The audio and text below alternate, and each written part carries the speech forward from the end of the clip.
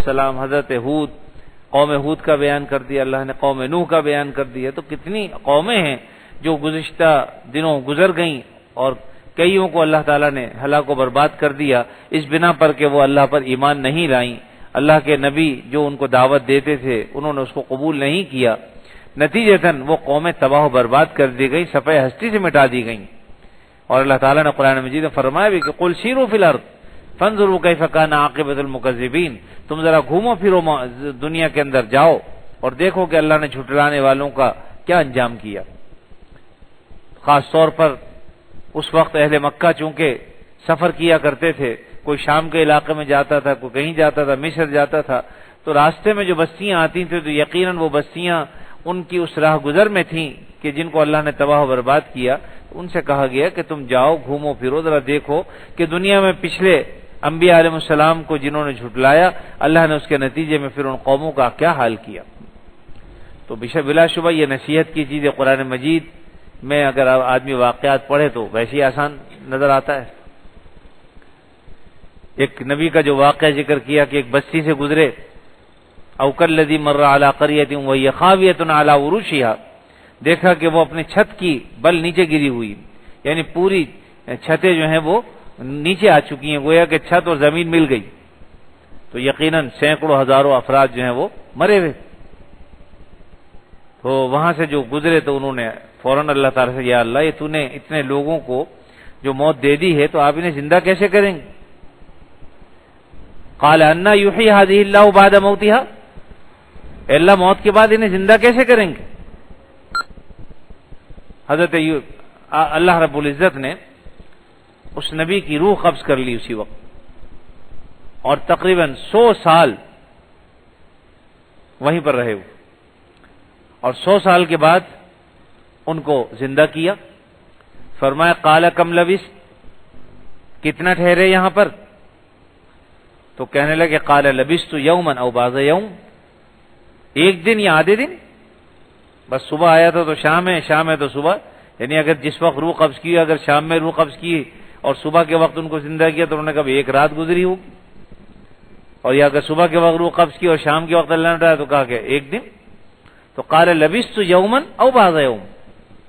اللہ نے فرمایا قال بل لبثت 100 عام، 100 سال رہے تم یہاں پر، لیکن 100 سال پلک جھپکنے میں گزر گئے تمہیں پتہ ہی نہیں چلا. یہ واقعہ کیوں بیان کیا اللہ نے؟ ایک تو اس لیے کہ اللہ کے لیے آسان ہے کہ جب کوئی شخص مر جائے تو مرنے کے بعد دوبارہ زندہ کرنا اس کے لیے کچھ مشکل نہیں ہے، نہ مارنا مشکل نہ دوبارہ پیدا کرنا مشکل. ایک تو یہ کہ لوگوں کو ذہنوں میں یہ بات آ جائے کہ مرنے کے بعد دوبارہ زندہ ہونا ہے.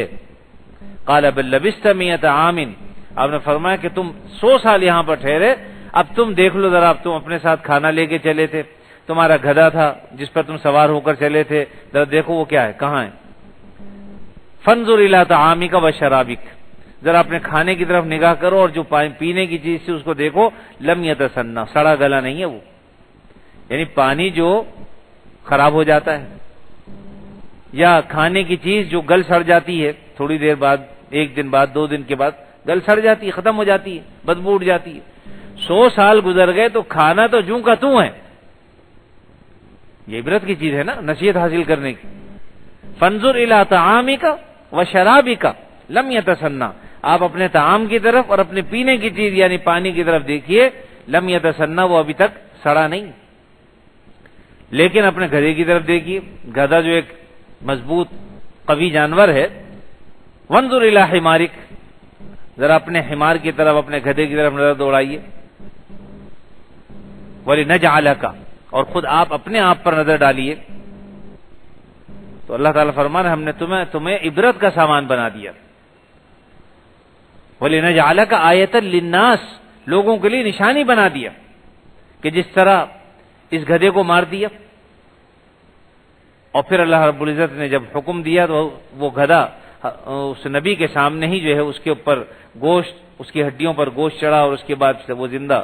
ہو کے کھڑا ہو گیا. وَلِنَجْعَلَكَ، اور خود حضرت حزقیل علیہ السلام تھے یا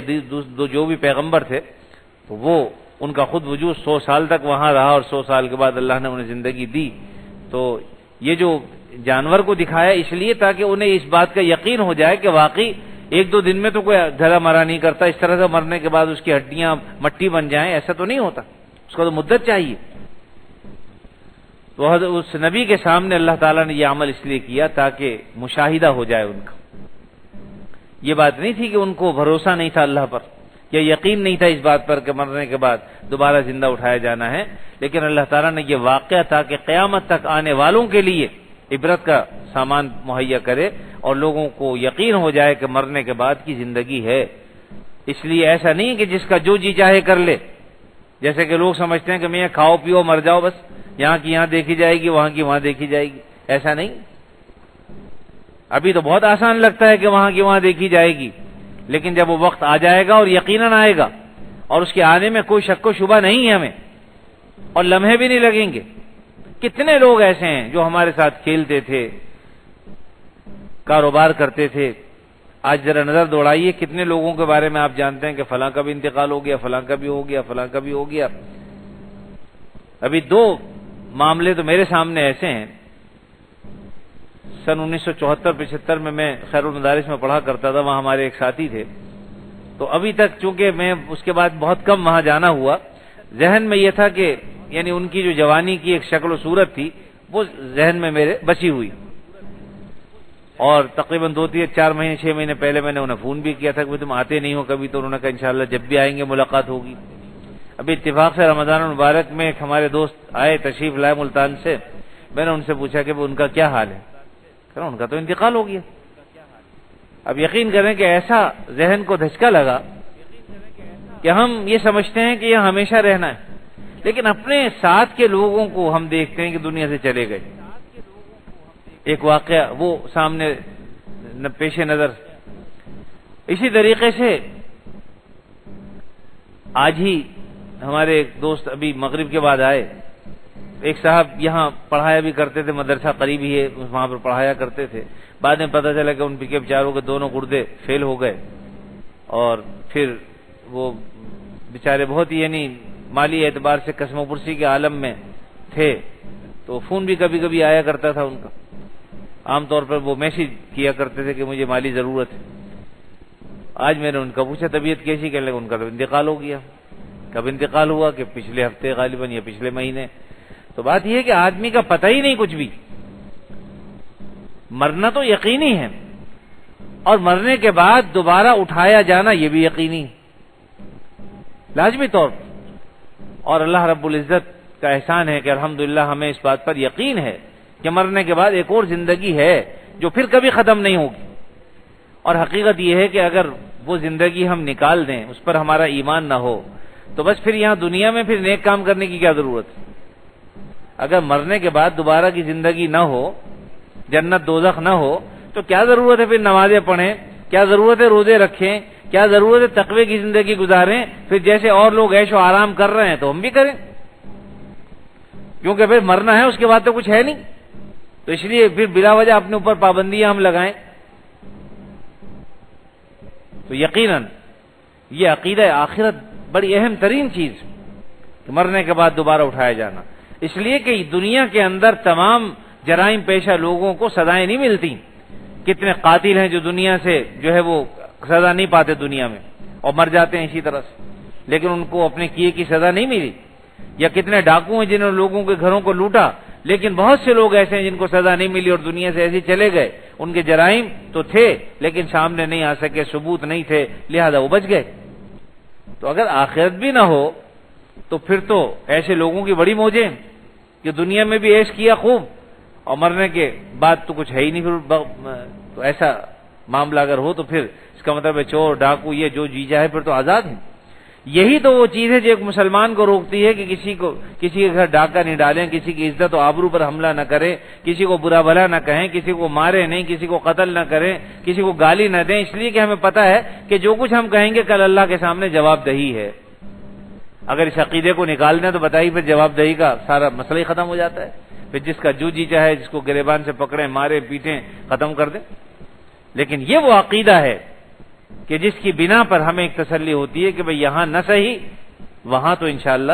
پکڑ ہوگی، پھر جو کچھ جس نے کیا ہے وہاں پر وہ اس کو ملے گا۔ یقیناً جنہوں نے اچھے اعمال کیے ہیں انہیں اللہ تعالیٰ اپنے فضل و کرم سے اچھی زندگی عطا فرمائیں گے، اور خدا نہ کرے اگر یہاں خراب زندگی گزار کے گیا ہے تو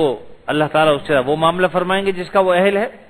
تو بہرحال قرآن مجید میں اس طرح کے بے شمار واقعات ہیں۔ تو حضرت حزقیل علیہ السلام، یہ جو بھی نبی تھے، انہوں نے جب اس بستی کو اس حال میں دیکھا تھا، اللہ تعالیٰ سے یہ پوچھا تھا کہ انا یحیی بعد ہذہ اللہ موتا، کہ اللہ تو ان کو کیسے زندہ کرے گا موت کے بعد؟ اللہ تعالیٰ نے خود انہی کی روح قبض کر کے 100 سال کے بعد ان کو زندہ کر کے بھی دکھایا اور کہا کہ ذرا دیکھو۔ اور اسی طریقے سے حضرت ابراہیم علیہ السلام کا واقعہ قرآن مجید ہی میں ہے، 3 پارے میں، اور دوسرا رکوع ہے، اس میں اگر آپ پڑھیں تو اس میں بھی اللہ تعالیٰ نے ان کا ذکر فرمایا۔ حضرت ابراہیم علیہ السلام کا واقعہ، انہوں نے بھی اللہ تعالیٰ سے یہ سوال کیا تھا کہ یا اللہ مرنے کے بعد کیسے زندہ ہوں گے؟ تو اللہ تعالیٰ نے پوچھا کیا تمہیں ایمان نہیں ہے؟ لیکن فرمایا قالوا بلا،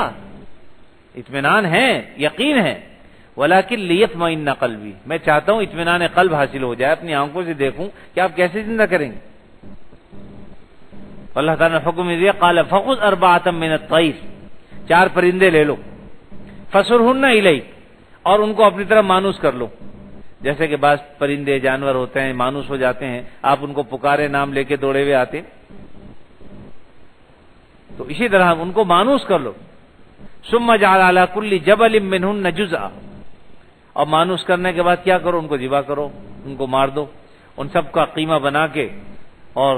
ایک جز یہاں رکھ دو، ایک پہاڑ پہ، ایک وہاں رکھ دو، ایک وہاں رکھ دو، چاروں پرندوں کو مکس کر کے ملا کے ان کا گوشت الگ الگ پہاڑوں پر رکھ دو۔ تو یہ اللہ تعالیٰ نے فخذهن 4 من الطير ثم جعل على كل جبل منهن جزءا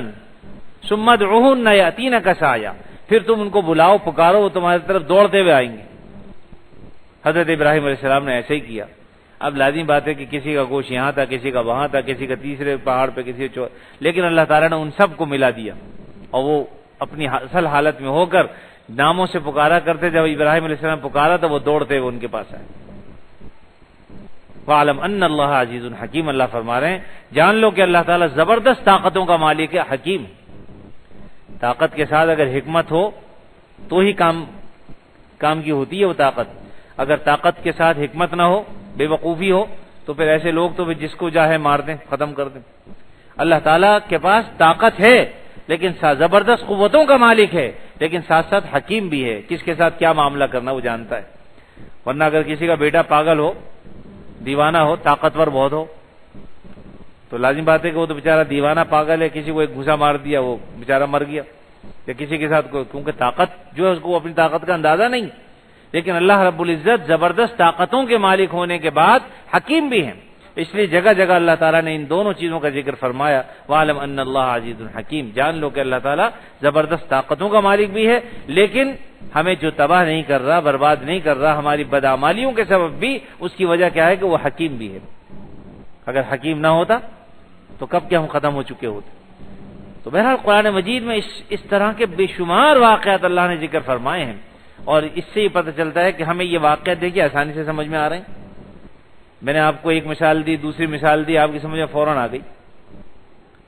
موسیٰ علیہ السلام کی مثال دیکھیے سورۃ طٰہٰ کے اندر، وَمَا تِلْكَ بِيَمِينِكَ يَا موسیٰ، موسیٰ علیہ السلام طور پہاڑ پہ پہنچے، عصا ہاتھ میں ہے جس سے بکریاں چراتے تھے۔ حضرت شعیب علیہ السلام جب مصر میں نے پہلے بتایا تھا کہ ایک گھوسا مارا ایک کو، وہ مر گیا، قضاء الہی سے فوت ہو گیا۔ اس کے بعد حضرت موسیٰ علیہ السلام ملک مصر سے نکل گئے، مدین پہنچے۔ وہاں پر پہنچے تو ایک کنویں پر آپ نے دیکھا کہ لوگوں کا جھمگٹا لگا ہوا ہے، لوگ اپنی اپنی بکریوں کو اور جانوروں کو پانی پلا رہے ہیں۔ اور جب وہ پانی پلا چکے تو انہوں نے یہ کیا کہ اس کنویں پر بہت بڑا پتھر تھا جو ڈھک دیا کرتے تھے تاکہ وہ گر نہ جائے، تو 10-15 آدمیوں نے مل کر اس کو اٹھا کر اس کے اوپر ڈھکا، یعنی اتنا بھاری تھا وہ۔ دیکھا آپ نے کہ 2 بچیاں لڑکیاں کھڑی ہیں، اور وہ بھی ان کے پاس بھی بکریاں ہیں، لیکن ان کو کوئی پانی نہیں پلاتا۔ تو انہوں نے پوچھا کہ تم یہاں کیسے کھڑی؟ تو کہا کہ بھئی ہم کمزور لڑکیاں ہیں 2، اور اپنی بکریوں کو پانی پلائیں گے، جو بچا کچا پانی ہے نیچے گر گیا پلاتے ہوئے، وہ ہماری بکریاں پانی پئیں گی اور اپنے گھروں کو جائیں گی۔ تو موسیٰ علیہ الصلوۃ والسلام کو اللہ نے وہ قوت اور طاقت دی تھی کہ اکیلے تھے، ایک ہاتھ سے اس پتھر کو ہٹایا اور کنویں سے ڈولوں سے پانی نکال کر ان کی بکریوں کو پلایا،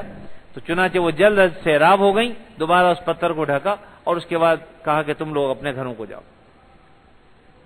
اور ایک درخت کے نیچے کھڑے ہو گئے اور کہنے لگے کہ ربی انی لما انزلت الی من خیر فقیر، اے اللہ میں محتاج ہوں آپ کی طرف، میرے طعام کا قیام کا بندوبست فرما دیجئے۔ لازم بات ہے، مسافر تھے یہ تو، ان عورتوں نے یہ جملے بھی سنے، اپنے والد کے پاس پہنچی تو والد چونکہ نابینا تھے، حضرت شعیب علیہ السلام، انہوں نے دیکھا کہ آج بکریاں جلدی لے کر ہی بچیاں آ گئیں، پوچھا کہ کیا بات ہے، کوئی خاص واقعہ پیش آیا؟ کہا کہ ہاں، اور پھر پورا واقعہ بتایا۔ حضرت شعیب علیہ السلام نے بکریوں کو ٹٹول کے دیکھا کہ آج پانی سے خوب سیراب ہو کر آئی ہیں، تو انہوں نے جب بتایا کہ ایک مسافر اس طرح سے اس نے مدد بھی کی ہے اور یہ معاملہ پیش آیا، تو آپ نے ایک لڑکی کو بھیجا اور کہا کہ جاؤ اس فقیر کو، اس مہمان کو بلا کر لاؤ۔ حضرت موسیٰ علیہ السلام کے بعد جب حضرت شعیب کے بعد حضرت موسیٰ علیہ السلام جب پہنچے، پوچھا کہ کیا واقعہ ہے، تو انہوں نے بیان کیا، تو انہوں نے کہا فکر مت کیجئے، تمہاری مصیبت کے دن ختم ہو گئے، اور یہاں نہ تو فرعون کی حکومت ہے اور نہ یہاں فرعون آ سکتا، اس لیے بے فکر ہو جاؤ۔ اور اس کے بعد فرمایا کہ ان کی بیٹی نے کہا کہ اپنے والد سے یہ کہا کہ میں یہ چاہتی ہوں کہ آپ ان کو اپنا ملازم رکھ لیں، اس لیے کہ یہ امانت دار بھی ہیں اور قوی بھی ہیں۔ تو حضرت شعیب علیہ السلام کو تھوڑی غیرت آئی کہ بھئی اس کو کیسے پتا کہ یہ قوی بھی ہے اور امانت دار بھی ہے، تو پوچھا، انہوں نے واقعہ بیان کیا اور ساتھ میں کہا کہ جب میں انہیں بلانے کے لیے گئی تو ہونا تو یہ چاہیے کہ یہ میں آگے چلتی اور یہ میرے پیچھے چلتے، لیکن یہ ان کی امانت کا معاملہ تھا کہ انہوں نے کہا کہ تم میرے پیچھے آؤ اور میں آگے آگے چلتا ہوں، مجھے پیچھے سے راستہ بتاتی جاؤ، یہ حیا کا معاملہ تھا۔ تو اس سے پتا چلا کہ یہ امانت دار بھی ہیں، اپنی نگاہوں کی بھی حفاظت کرتے ہیں کہ کسی غیر کی بیٹی پر آنکھیں نہ پڑیں، اس لیے بچی کو کہا کہ تم پیچھے چلو، میں آگے آگے چلوں گا۔ حضرت شعیب علیہ السلام تو خود نبی تھے، انہوں نے بھی محسوس کر لیا کہ واقعی یہ نوجوان جو ہے ان خوبیوں کا حامل ہے، تو کہا قال انی اريد ان انكحك احدى ابنتي هاتين على ان تاجرني 8 حجج، اے نوجوان میں یہ چاہتا ہوں کہ ان دونوں بیٹیوں میں سے ایک سے تیرا نکاح کر دوں اور مہر یہ ہو کہ 8 مہینے تم میری بکریاں چراؤ گے، على 8 حجج فإن أتممت 10 فمن عندك، اگر تم 10 سال پورے کر لو یہ تمہاری طرف سے، یعنی میری طرف سے 8 سال کی قید ہے، لیکن اگر تم 10 سال تک پورا کر لو اس معاملے کو تو یہ تمہیں اختیار۔ وما اريد ان اشق علیک، میں یہ نہیں چاہتا کہ تم پر مشقت۔ حضرت موسیٰ علیہ السلام فرمایا کہ ستجدونی انشاءاللہ من الصالحین، آپ مجھے نیک لوگوں میں سے پائیں گے۔ چنانچہ حضرت موسیٰ علیہ السلام نے 8 سال کے بجائے 10 سال کی مدت پوری کی، اور 10 سال کی مدت جب پوری کی، اللہ تعالیٰ کا حکم ہو گیا کہ اب یہاں سے چلو، دوبارہ ملک مصر واپس جاؤ جہاں سے آئے ہو۔ تو وہ واقعہ پیش آیا جس کو میں نے قرآن مجید میں کہا کہ جب موسیٰ علیہ السلام کے یہاں ایک تو اہلیہ ساتھ تھی، دوسرا ان کے یہاں ولادت متوقع تھی، اور پھر تنہا تھے، اس وقت ضرورت محسوس ہوئی آگ کی، اب آگ کہاں سے لائیں؟ اچانک طور پہاڑ پر انہیں آگ نظر آئی جلتی ہوئی، تو ان سے اپنی اہلیہ سے کہا کہ تم یہاں ٹھہرو، میں آگ لے کر آتا ہوں، مجھے سامنے آگ نظر آتی ہے۔ چنانچہ آگ لینے کے لیے وہاں گئے، اور پھر اللہ رب العزت نے جو سوال و جواب ہوئے اس کو قرآن مجید سورۃ طٰہٰ میں غالباً ذکر فرمایا ہے، وہیں پر یہ فرمایا وما تلک بیمینک یا موسیٰ، موسیٰ تیرے ہاتھ میں کیا ہے؟ اب جواب تو یہ تھا کہ یہ لکڑی ہے، قال ہی عصای، لیکن حضرت موسیٰ علیہ السلام بات کو طول دینا چاہتے تھے، کیونکہ اللہ رب العزت نے یہ فرما دیا تھا کہ میں تیرا رب ہوں اے موسیٰ، اپنے جوتے اتار کر آؤ پہاڑ پر، طور پر، اللہ تعالیٰ کی تجلی تھی وہاں پر، آگ واگ تو وہاں تھی نہیں۔ اسی کو اقبال نے کہا نا کہ آگ لینے کو جائیں پیغمبری مل جائے، گئے تو آگ لینے کے لیے تھی، اللہ نے پیغمبری عطا فرما دی کہ آج سے تم میرے نبی ہو۔ تو بہرحال وہاں پر فرمایا وما تلک بیمینک یا موسیٰ، اے موسیٰ تیرے ہاتھ میں کیا ہے؟ قال ہی عصائے، یہ ایک لکڑی ہے، عصا ہے، اتوکا علیہا، میں اس سے ٹیک بھی لگا لیتا ہوں، واحش بها علی غنمی، آپ نے دیکھا ہوگا کبھی اگر لکڑی ہے، عصا ہے، تو آدمی ایسے کر کے ٹیک لگا کے بھی کھڑا ہو سکتا ہے اس سے، تو بہرحال کام آتی ہے۔ اتوکا علیہا واحش بها علی غنمی، اپنی بکریاں بھی اس کے ذریعے سے میں چراتا ہوں، ان کو ہانکتا ہوں، ولی فیہا مآرب اخری، اور بھی بہت سے کام آتی ہے۔ تو یہ کلام اس لیے لمبا کیا تھا کہ اللہ تعالیٰ سے کچھ دیر ہم کلامی کا شرف حاصل رہے۔ حضرت اللہ تعالیٰ نے فرمایا قال القیہا یا موسیٰ، اے موسیٰ اس کو ذرا زمین پہ ڈال دے، یہ لکڑی جو تمہارے ہاتھ میں ہے اس کو زمین پہ ڈال دیجئے۔ قال القیہا یا موسیٰ فالقاہا، انہوں نے ڈال دی، فاذا ہی حیۃ تسعی، ایک بہت بڑا اژدہے کی شکل اختیار کر لی اس نے۔ ایک تو سانپ ہوتا ہے نا، حیۃ سانپ سے بڑا جو اژدہا ہوتا ہے بڑا، اس کی شکل اختیار کر لی۔ حضرت موسیٰ علیہ الصلوۃ والسلام فطرت انسانی چونکہ غالب ہوتی انسان میں، اس سے خوف محسوس ہوا۔ قال خذها ولا تخف، اس کو پکڑ لیجئے، ڈرو مت، سنعیدها سیرتها الاولی، جیسے ہی پکڑو گے لاٹھی بن جائے گی، سیرتها الاولی، اپنی پرانی سیرت، اپنی پرانی شکل اختیار کر لے گی۔ قال خذها ولا تخف سنعیدها سیرتها الاولی، تو اللہ تعالیٰ نے یہ معجزہ عطا فرما دیا اس وقت۔ ایک تو یہ کہ لاٹھی زمین پر جب پھینکو گے تو یہ اژدہا بن جائے گی، بڑا سانپ بن جائے گی، اور دوسرا اللہ تعالیٰ نے فرمایا کہ موسیٰ علیہ الصلوۃ والسلام نے اپنے ہاتھ سے انگارے اٹھائے تھے ایک موقع پر، یعنی جب شروع ابتدائی زمانے میں حضرت موسیٰ علیہ الصلوۃ والسلام کو ان کی والدہ نے صندوق میں ڈال دیا تھا، اور اس صندوق کو دریا کے حوالے کر دیا تھا، اور وہ دریا میں چلتا ہوا ایسی جگہ پہنچ گیا تھا کہ جہاں فرعون کی جو بیوی تھی، اس کی جو باندیاں تھیں وہ وہاں پر موجود تھیں، تو وہ صندوق انہوں نے اٹھا لیا تھا اور سامنے اسی وقت نہیں کھولا، کہا کہ بھئی فرعون کی بیوی کے پاس لے جا کے کھولتے ہیں، ایسا نہ ہو کہ اگر اس میں مال اشرفیاں وغیرہ ہوں تو وہ کہے کہ بھئی انہوں نے نکال نہ لی ہو۔ چنانچہ ان کے پاس لے جا کے کہا کہ بھئی صندوق ملا ہے ہمیں راستے میں، کہا کہ کھولو اس کو، کھولا تو اس میں دیکھا کہ ایک چانا خوبصورت ایک لڑکا چھوٹا سا وہ موجود ہے، حضرت آسیہ جو فرعون کی بیوی تھی، اور آخرت میں انشاءاللہ وہ نبی کریم صلی اللہ علیہ وسلم کی ازواج میں شامل ہو جائیں گی۔ انہوں نے جب موسیٰ علیہ السلام کو دیکھا، اللہ نے ایسی محبت ان کے دل میں ڈال دی جس کو اللہ نے ذکر فرمایا کہ وَأَلْقَيْتُ عَلَيْكَ مَحَبَّةً مِنِّي وَلِتُصْنَعَ، کہ میں نے اپنی محبت جو ہے وہ یہ ایسی محبت آ گئی کہ انہوں نے کہا کہ بس اس کو ہم اپنے پال لیں گے۔ اس وقت فرعون کے سپاہی وہاں پہنچ گئے تھے اور چاہا تھا کہ اس کو ذبح کر دیں، قتل کر دیں، کیونکہ فرعون کو یہ خبر ملی تھی کہ ایک بچہ پیدا ہونے والا ہے جو تمہاری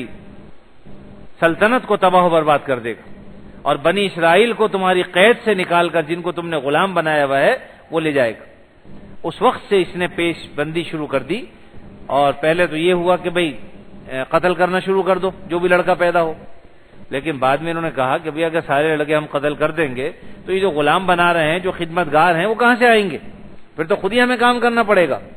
لہذا پھر کسی نے یہ تجویز دی کہ بھئی 1 سال پیدا ہوں لڑکے تو قتل کر دو، دوسرے سال میں جو ہوں ان کو روکو،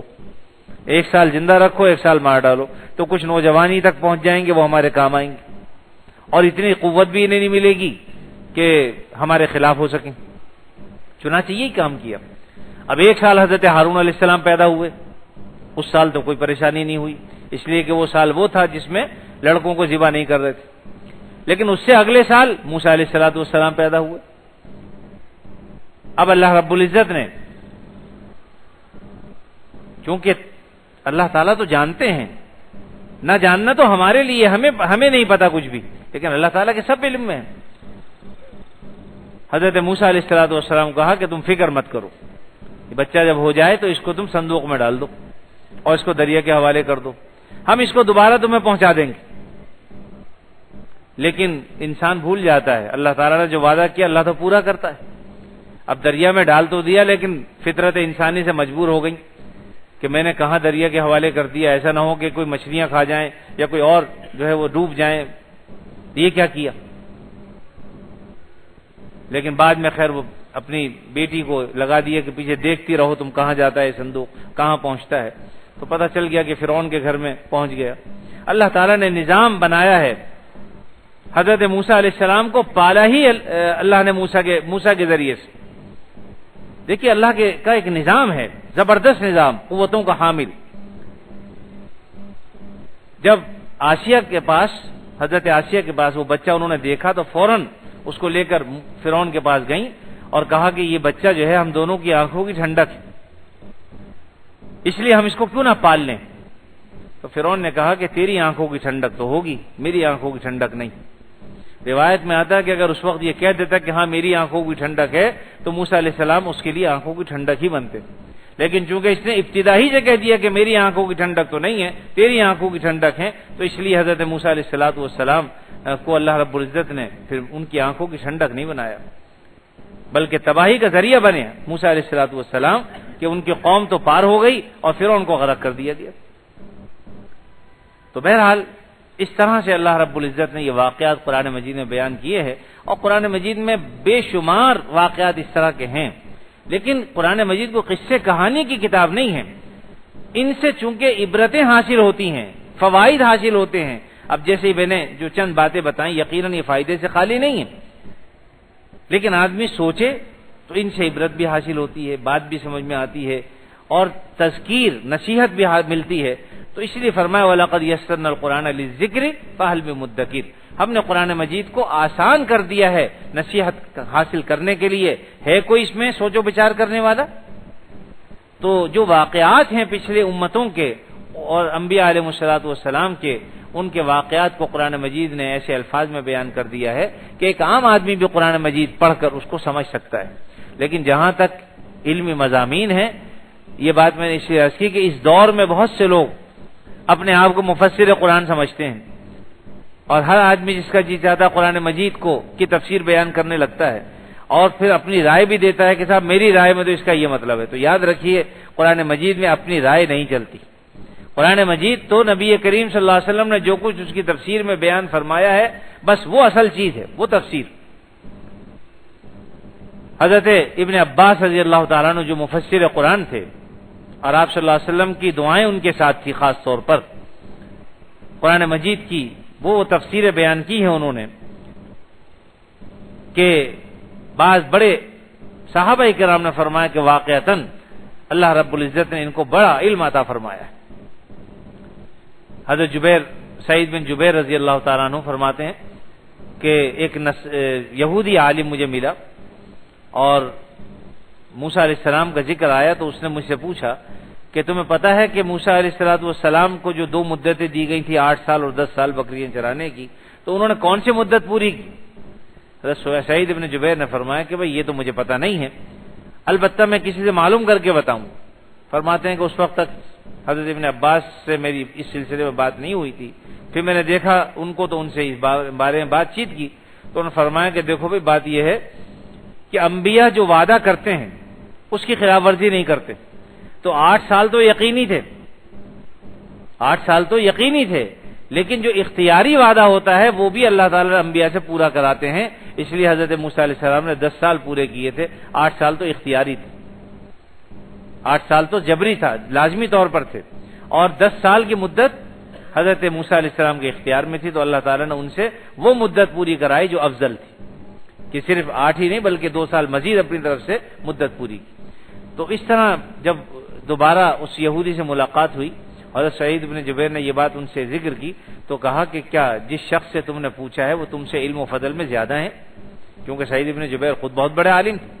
فرمایا کہ ہاں، علم و فضل میں مجھ سے بہت زیادہ ہے۔ تو دیکھیے جو پہلے بزرگ تھے وہ اپنی طرف سے کوئی بات نہیں کہتے تھے کہ صاحب میری رائے تو یہ ہے کہ وہ 10 سال کی انہوں نے مدت پوری کی ہوگی، نہیں، بلکہ وہ بات کہتے تھے کہ جو واقعی بات ہوتی تھی، اپنی طرف سے کوئی بات نہیں کہی جاتی۔ تو اس لیے ہمیں بھی چاہیے کہ آج اس دور میں ہر شخص کہتا ہے جی قرآن میں یوں آیا ہے، حدیث میں یوں آیا ہے، بعض اوقات وہ نہ قرآن ہوتا نہ حدیث ہوتا بلکہ عربی زبان کا کوئی جملہ ہوتا ہے، کوئی ضرب المثل ہوتی ہے، اور ہم اپنی طرف سے کہتے ہیں کہ صاحب یہ حدیث ہے، یہ قرآن ہے۔ تو ایسی باتوں سے گریز کرنا چاہیے، یعنی ایسی باتیں جو اللہ اور رسول کی طرف ہمیں منسوب نہیں کرنی چاہیے، ان سے بچنا چاہیے۔ جس بات کا ہمیں یہ یقینی علم نہ ہو کہ یہ حدیث ہے، یوں کہنا کہ آپ صلی اللہ علیہ وسلم یوں فرمایا، یہ بھی آپ نے اگر کوئی حدیث بیان کرنی ہے اور آپ کو اس کے صحیح الفاظ یاد نہیں ہیں تو اس میں یہ احتیاط کرنی چاہیے کہ میں حدیث کا مفہوم بیان کرتا ہوں، مفہوم حدیث یہ ہے، یوں نہ کہے کہ بھئی آپ صلی اللہ علیہ وسلم نے یوں فرمایا، جب یوں فرمایا تو پھر تمہیں من وعن وہ حدیث بیان کرنی ہوگی جو آپ صلی اللہ علیہ وسلم نے فرمایا، لیکن اگر وہ ہمیں یاد نہیں ہے تو پھر اس طرح سے کہیں کہ بھئی مفہوم حدیث یہ ہے، تو پھر اس کو اپنے الفاظ میں آدمی بیان کر سکتا ہے۔ تو بہرحال یہ چند باتیں میں نے اس لیے کر دی کہ قرآن مجید کو کھلونا ہم نہ بنائیں، قرآن مجید کو صحیح طور پر پڑھنے کی کوشش کریں، سمجھنے کی کوشش کریں اور صحیح علماء کرام سے سمجھنے کی کوشش کریں۔